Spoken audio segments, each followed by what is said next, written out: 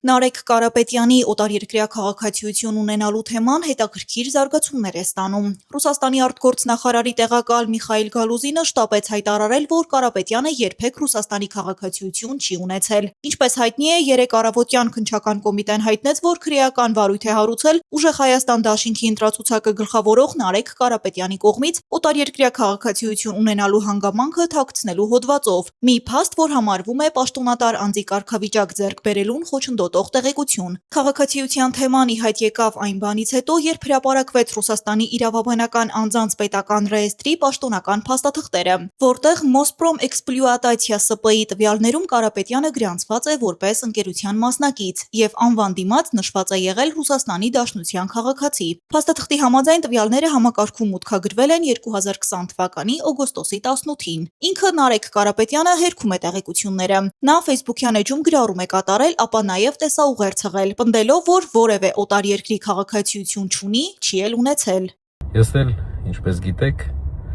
երբեք չեմ ունեցել օտարերկրյա որևէ երկրի անձնագիր, ոչ միայն Ռուսաստանի, այլ որևէ երկրի։ Համացանցում այդ փաստաթղթի տարածումից հետո Ռուսաստանի պետական գործակալության պաշտոնական կայքի այդ նյութը դարձել էր անհասանելի, սակայն այսօր արդեն այն հասանելի էր որոշակի փոփոխություններով։ Կարապետյանի անվան դիմաց քաղաքացիությունը նշված է Հայաստանի Հանրապետություն։ Տեղեկանքում սակայն նշված է, որ փոփոխությունը Ռուսաստանի Դաշնությունից Հայաստանի Հանրապետության քաղաքացիության արվել է ընդամենը 3 մայիսի 20-ին։ Ինչու Ռուսաստանը շտապեց նման բարձր մակարդակով հերքել Կարապետյանի օտարերկրյա քաղաքացիություն ունենալու փաստը, ընդ որում շատ օպերատիվ։ Առավոտյան քննչական կոմիտեն հայտարարեց քրեական վարույթի մասին, իսկ արդեն երեկոյան եղավ Գալուզինի հերքումը։ Քաղաքագետ Ռուբեն Մեհրաբյանը պնդում է, որ Ռուսաստանի օպերատիվ եւ հիստերիկ արձագանքը պայմանավորված է իրենց տապալումը լղոզելու ձգտմամբ։ Այս ամենը ուղղակի ծիծաղելի է, ես նման քաղաքացիության հարցի հետ կապված մեկնաբանություն է տալիս միջուկային պետության փոխարտգործնախարարը։ Սա ուղղակի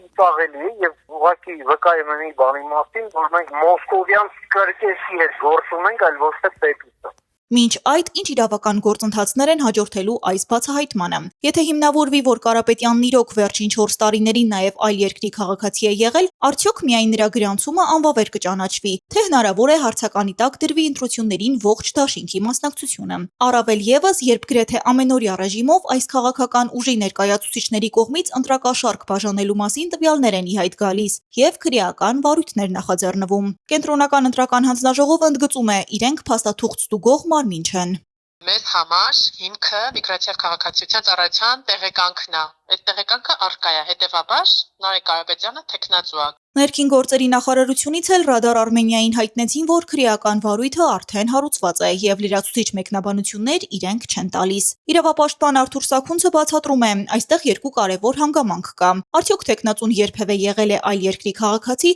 եւ արդյոք հիմա էլ ունի այդ քաղաքացիությունը։ Եթե հիմնավորվի, որ ինքը եղել է ՌԴ քաղաքացի, ասենք հիմա չէ, դա էլ է քրեական պատասխանատվություն ենթադրում։ Իսկ եթե նաև հիմնավորվի հիմա էլ է ՌԴ քաղաքացի, ապա միանշանակ ոչ միայն պատասխանատվության է ենթարկվելու ճիշտ տեղեկություն չտալու, այսինքն կեղծ տեղեկություն տալու, այլ նաև պետք է հանդվի ընտրական ցուցակից։ Ըստ Սաքունցի այստեղ կա երկու առանձին իրավական բաղադրիչ։ Մեկը կեղծ տեղեկություն տրամադրելը, մյուսը падգամավորի թեկնածու առաջադրվելու սահմանադրական արգելքը։ Միգրացիոն ծառայությունը սակայն ըստ նրա փաստացի հիմնվում է թեկնածուի ներկայացրած հայտարարության վրա եւ ինքնուրույն չի կարող ստուգել, արդյոք անձը երբևէ ունեցել է այլ երկրի քաղաքացիություն։ Անձը որ գալիս է տեղեկանք վերցնելու, որ ինքը հանդիսանում է միայն Հայաստանի Հանրապետության քաղաքացի, չէ՞, տվյալ դեպքում միգրացիոն ծառայությունը ելնում է այն փաստից, որ անձը այդ մասին հայտնում է այդ համապատասխան փաստաթուղթը ստորագրելուց։ Նկատենք, որ նախընտրական քարոզարշավին մնացել է 16 օր, մինչդեռ քրեական վարույթները սովորաբար երկար են տևում։ Հետևաբար հետաքրքիր է, ինչ է լինելու ընտրական process-ի ընթացքի հետ։ Դու ժամանակին, եթե դրանցով ստուգումներ, քննություն չես իրականացնում, ապա նրա նշանակությունը, այդ ստուգման արդյունքների նշանակությունը ընտրության գործընթացի տեսակետից դառնում է անարդյունավետ։ Հետևաբար պետք է շատ արագ արվի։ Սաքունցը նաև ընդգծում է, օրենքը արագացված քննության հատուկ մեխանիզմ այս դեպքերի համար չի նախատեսում, բայց քաղաքական պատասխանատվությունը կարող էր գործել շատ ավելի շուտ։ Հանուն հավասար իրավունքի հասարակական կազմակերպության նախագահ Գայանե Աբրահամյանը հարցը միայն իրավական չի համարում։ Նրա խոսքով այստեղ արդեն ազգային անվտանգության եւ Հայաստանի աշխարհաքաղաքական ուղղության խնդիր կա։ իրականում արդեն իսկ պետք է քննված լինեին, որովհետև շատ զարմանալի է, որ այս հարցը շատ ավելի վաղ չի դիտարկվել։ Աբրահամյանը նաև կասկածի տակ է դնում. արդյոք Ռուսաստանից հնարավոր կլինի ստանալ իրական տեղեկատվություն։